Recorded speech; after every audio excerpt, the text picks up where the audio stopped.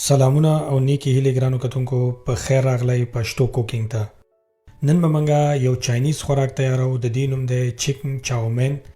دا ویډیو منګه په 15 برخو کې تقسیمه کړې ده. د ویډیو په لاوله برخه کې به منګه چرګ اخته کو. زمونږ به پکاري 2.5 ګرامه د اډوکو نه بغیر چرګ. دې په سر باندې به یوه غټه قاشوغه د لیمو اوبه، نیمه وړه قاشوغه سور مرچکې، نیمه وړه قاشوغه د اوږې پوډر، یوه غټه قاشوغه سرکه، نیمه وړه قاشوغه تور مرچکې،